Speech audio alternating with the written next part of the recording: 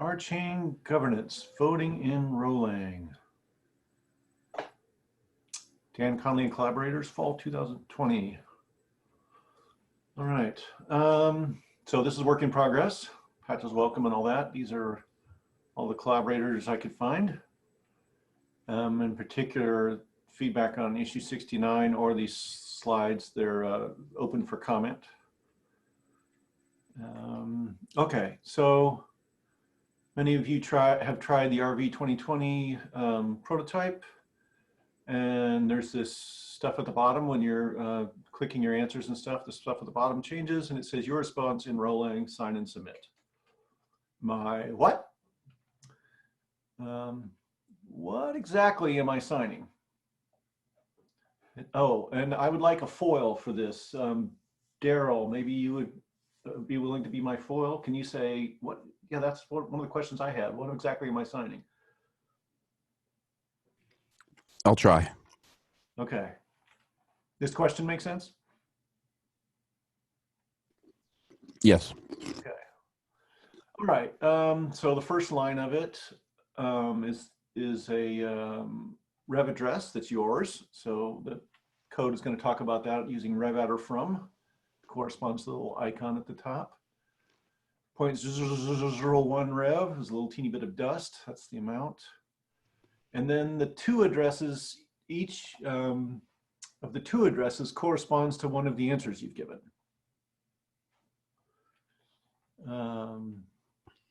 And then so there's some code that does a rev transfer. It gets the to from address and the to address and the auth key that is a witness that the transaction signature matches the rev address from, and it does a transfer. And it does one transfer for each of your answers. So there's 3 answers here, and so you get 3. I love those little checks. That's awesome. In parallel, no less, there's a utility in the Rholang world for doing a parallel map. That's kind of cool, easy to do. And then you can imagine that the first 3, you know, those 3 checks end up as 3 transactions on the chain. And it would be, you know, you can see who the voter address was and what their choice was, and the amounts are all 1 so far. So you'd have a bunch of things like this. Does this make sense? I'm a little confused. All right. So the first line was like your rev address that you registered with the co-op, right? Okay. Yeah. Okay. And then the code has, for each of these radio buttons, it's got one of these rev addresses. Right. Okay. And it's going to make a transaction for each of your choices. Okay. And as a result, we're going to have on chain a bunch of transactions from your rev address to the. Oh, okay. Okay. So that's basically the display of what just happened. Right. Okay. Just another way of looking at it. Okay, and since we have all these things, we can grab them using magic or, you know, hard work, and then we can tally the votes, right? So maybe 10 people answered yes on question 1, and 2 abstained on question 1, and 3 voted no on question 1, right? Okay. All right. And then there's a bunch of other code. Some people might be satisfied with the explanation at this point. So that was the high level version of the code. I see. And how do I get to the participants? Oh, well, it's not straightforward. Okay. All right. But suppose you wanted to know more. Suppose you really wanted to understand a lot of the stuff on the right-hand side of the screen. All right.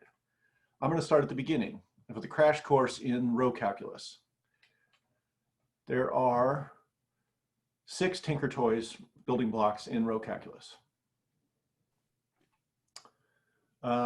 The purple Tinker Toy with the vertical bar allows you to take 2 Tinker Toys and put them in parallel.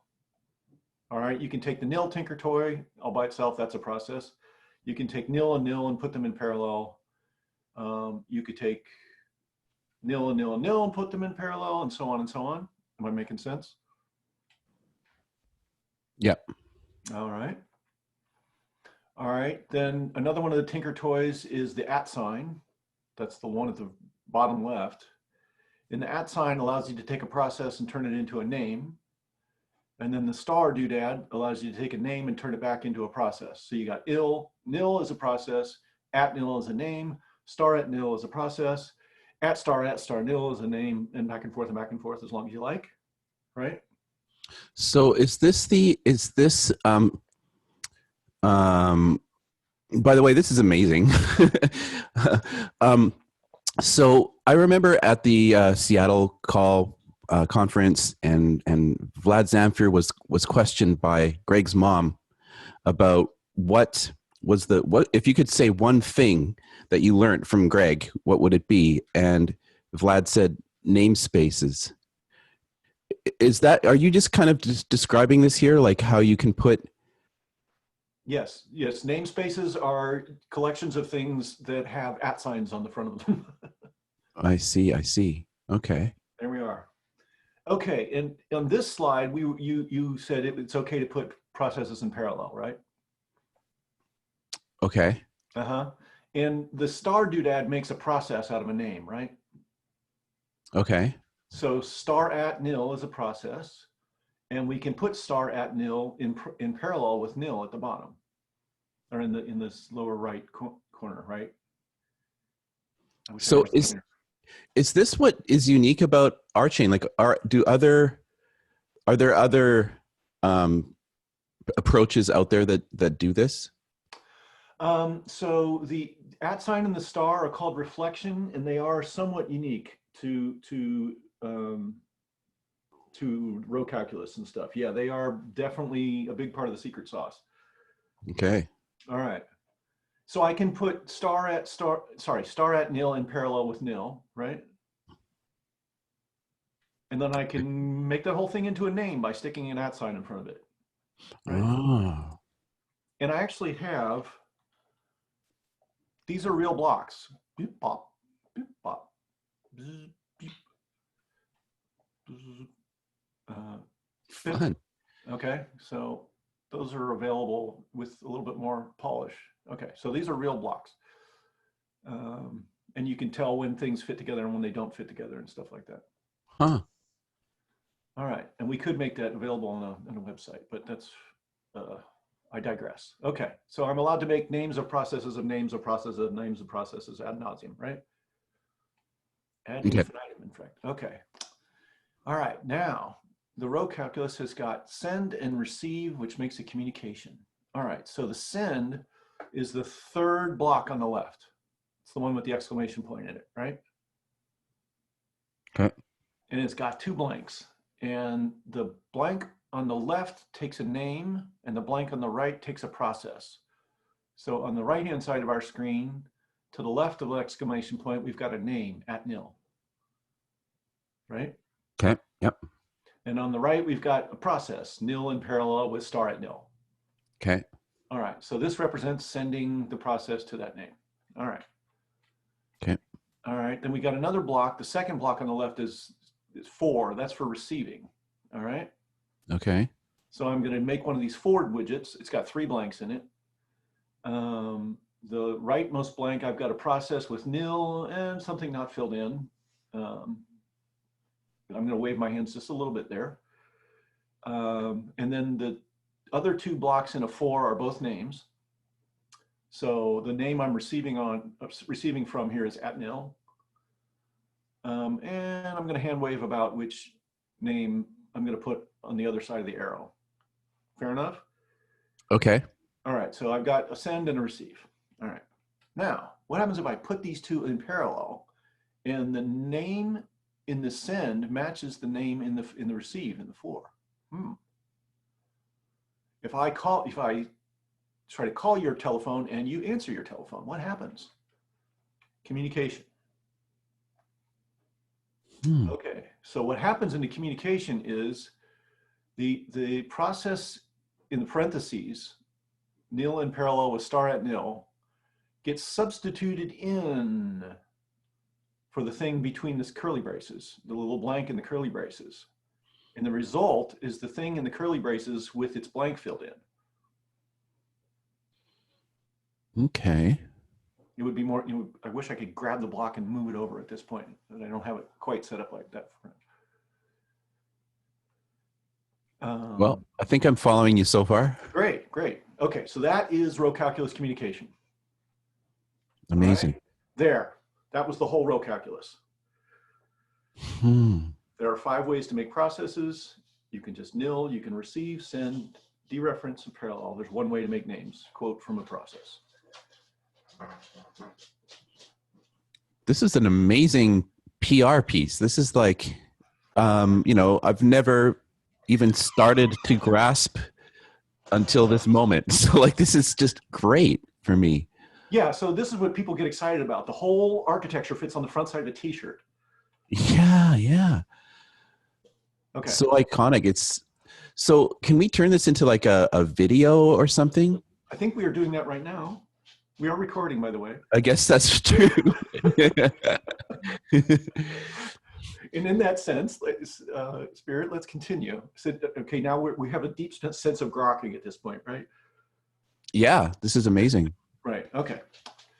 All right, so the Rholang is the row calculus with just a few knobs and wizards. So let's take a second to look at the blocks on the top and the characters on the bottom. And boy, they're very similar, aren't they?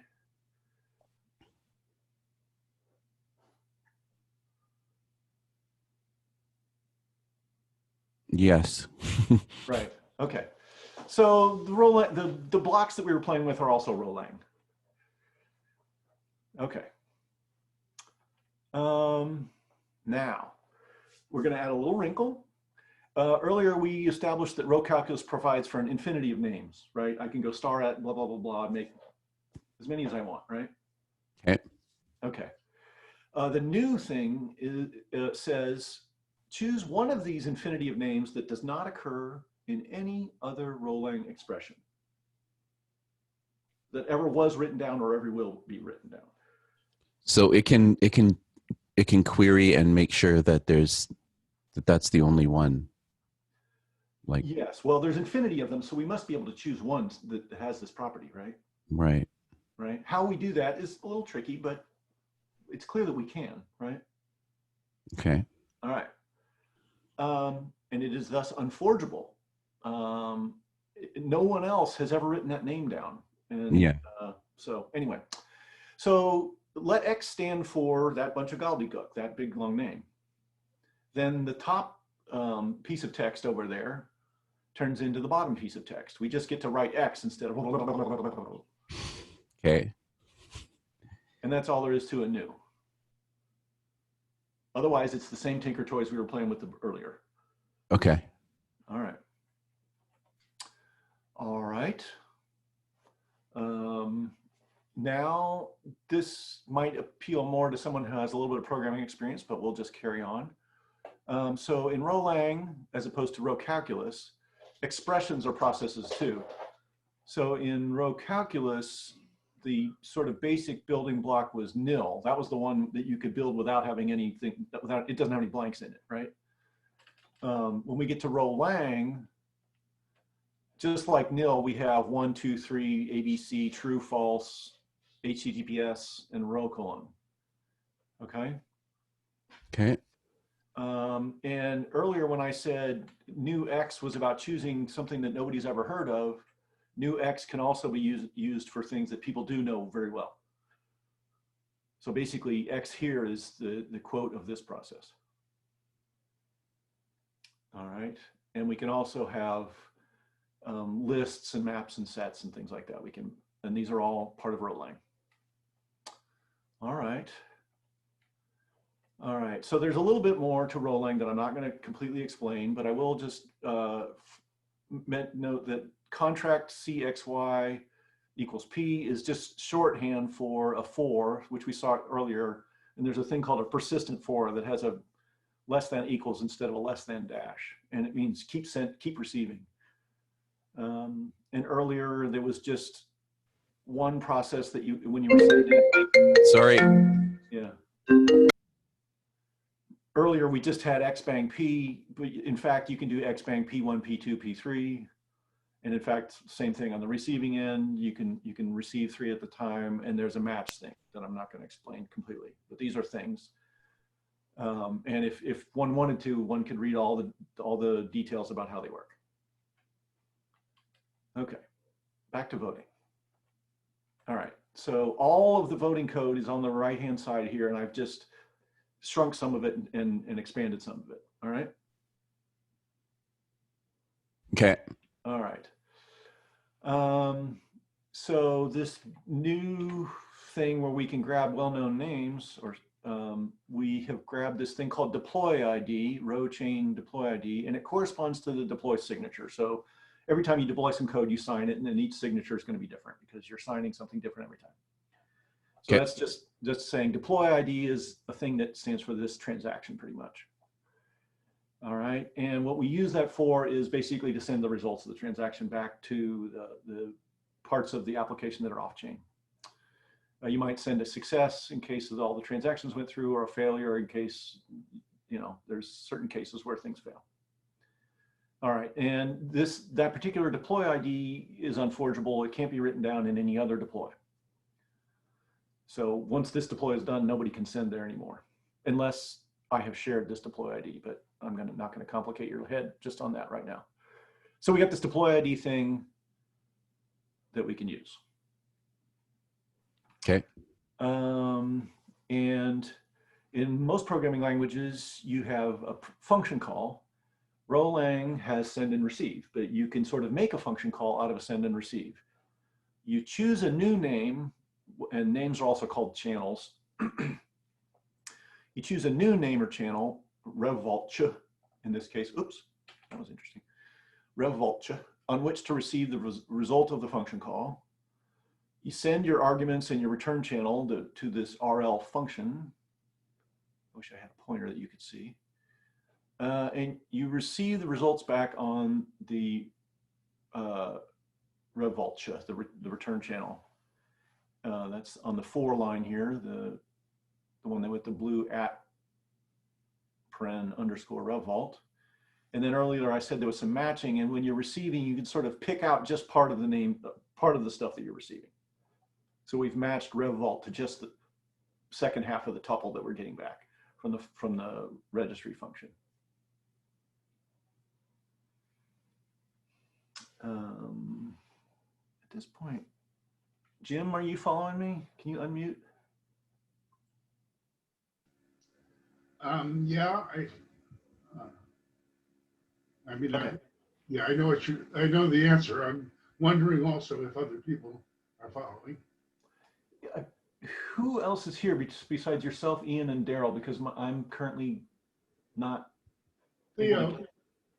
Okay. Theo, you're following? Yes. Okay, cool. All right, so that's how you do a function call in Rholang. In Rholang 1.1, it's going to be much less messy. You can just say let RevVault equals RL blah, blah, blah. And you won't have to do the new and the RevVault and the gymnastics. So that'll be much nicer. Okay. Registry lookup. There's a place in RChain where you can store things. And so when we did our new RL, that was a local registry for row registry, a local alias for row registry lookup. We can send the thing that we want to look up, row RChain RevVault, to RL, and we receive stuff back, and we get to use that inside the curly braces. So we're going to look up the RevVault contract and get it back and use it several times below. Then now that we have our hands on the RevVault API, we can use it.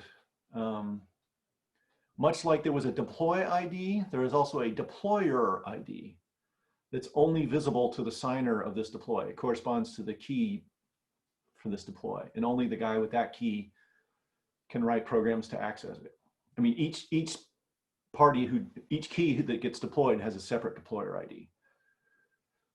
All right, and then we use the RevVault finder create to go from the rev addresses at the top to actually get the vaults that they correspond to. And we only we do find or create on the destination vault just to make sure that it exists. We're not going to send any messages to it ourselves. The deployer auth key method on Rev Vault gives us this key to our vault. And then the last blue stuff is the actual transfer. We take our vault and we call a transfer method on it, or we send a function whose first argument is the string transfer. Sometimes that's called a method call. And we pass the destination rev address, the amount, and this special key that only opens our vault. And that's how RevVault API works. And then all together, what we're doing is we get the Rev Vault and list ops from the registry. We get the sender's vault and key. For each of the destinations, we send a little teeny bit of Rev, and we send the results of this deploy back to the off-chain part of the dApp. And that is all of the code. So that's what you're signing when you vote in RV 2020. Amazing.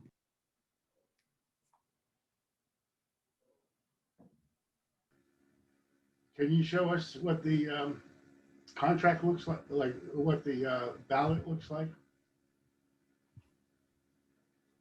I guess that's may not be handy. The ballot looks like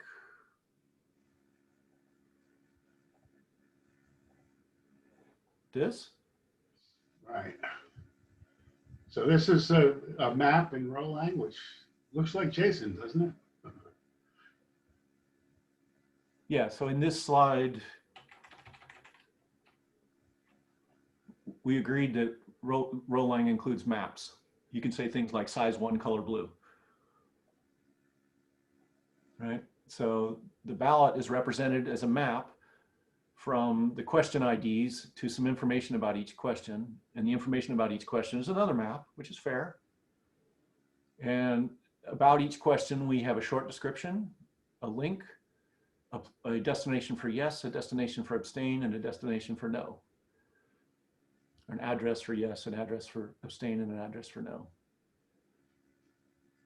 So that's the ballot. And the RV 2020 app takes that ballot and just turns it into HTML, this form.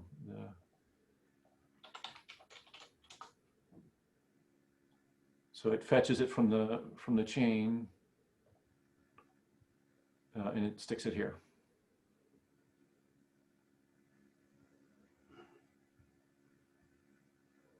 Why don't you take a choice and show how it fills Oh, in? right.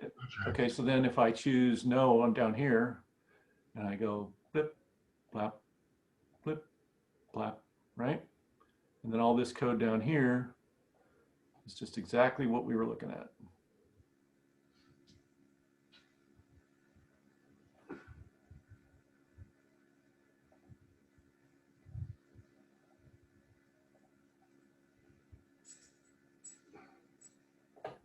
And this is the URI that was used to look up the questions. So that is voting in Rholang. Awesome.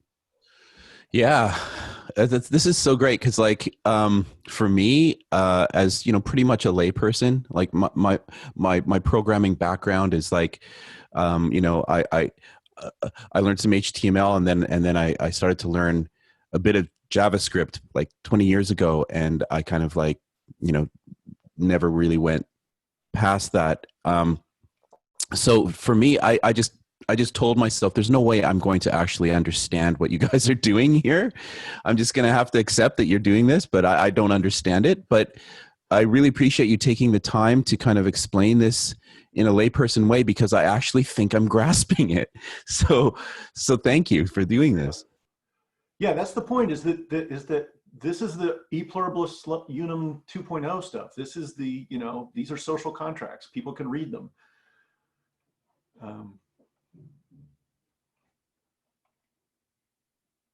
It's a new language, so you got to learn a new language, but it's a new language with 6 words. So why is it then that people seem to say that Rholang is a challenge to learn?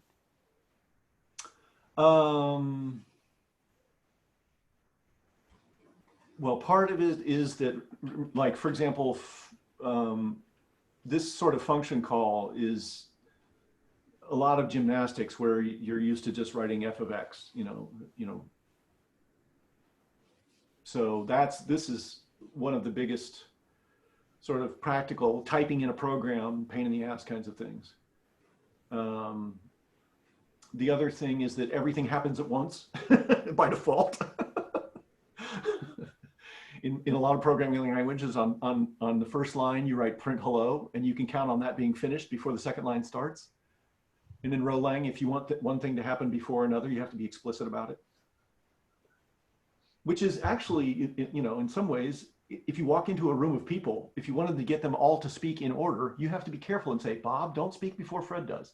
If you just put a bunch of people in a room, they all talk at the same time. You mean like on the debate last night? I'm not even going to go there. But yes, the premise here was that row calculus can be understood in 15 minutes. This is like, my head's blowing right now. So that's what got a lot of people into RChain. And this is very, very helpful. This is a great introduction. And this is like the first introduction. You brought an interesting point, like when the web page is prompting user to sign something, like what is they signing? Right. Because an average user will not understand what they actually signing. So it's kind of an issue that we have to tackle. I mean, they could look at this video and maybe understand in like half an hour, but I don't think most people will look at the video and let alone understand what's it about. Right. But right. There might be a different approach, which is using something like GPT-3, which is a neural network that can be trained to learn Rholang and kind of explain it in a simple way what it does. Oh yeah. That's what it already does with legal documents. So you can feed it a legal document and it will basically simplify it in simple average Joe terms, basically. Oh, that anyone can understand. A new issue on that one. No. So if we can get our hands on GPT-3 API, I'm pretty sure we can get something like this pretty easily. Oh, it's going to write the manual for us? Well, it'll explain the contract to someone. Yeah. Yeah, and you can do it in reverse. You can explain what you want the contract to do, and it will basically spit out the contract that's ready to be deployed. Unfortunately, the CPI is proprietary and it's not really available. Currently, it's only available for like beta testers, post beta. So. Yeah, well, I'm writing the idea down anyway. What's GPT? It's GPT-3. It's the state of the art in deep learning AI stuff. Oh. There's a wonderful article written by GPT-3 about itself. It was published in The Guardian a couple weeks ago. I'll post a link. So our technical writer is a robot. In a few years, yeah. Amazing. But actually, to some extent already, yes. The thing writes code better than a lot of humans do. Why don't you go through, why don't you actually deploy that, sign the contract and send it, just to complete that operation on the ballot? Yeah. So these are my choices. I'm signed in. So I'm actually going to sign that exact stuff. Wrapped in some protobuf stuff. Because some people were wondering, why are they showing us that code? They shouldn't show that, it's too busy. But, you can actually visually see that it's deploying what it says it's going to deploy. Right. So the next step is to make a link to this talk in the slides right there. What is this gobbledygook? Here you go. Yeah. Yeah, I think that Daryl, you were one of the ones that had that reaction, but I guess it all makes sense now. Yeah, like there's a method to the madness. You know, I can understand that this is basically kind of just displaying the proof. So it kind of there's a reason for exposing the code in the user interface for that reason. Yeah, and as far as another answer to, not everybody's going to look in detail here, so that's normal. What I think is a healthy community is there's a zillion people that use something. 1% of the people actually, look at the technical details, and if the technical details are bad, one of those people will write a blog item, and then a zillion people will find out about it, right? So only a small part of a community has to really check the details in order for the community to be safe. Yeah, right, exactly. I mean, I don't read the permissions on the Android apps I install. I just make sure that I keep tabs on my community, and they like no way I'm installing TikTok. I've read the privacy report on that.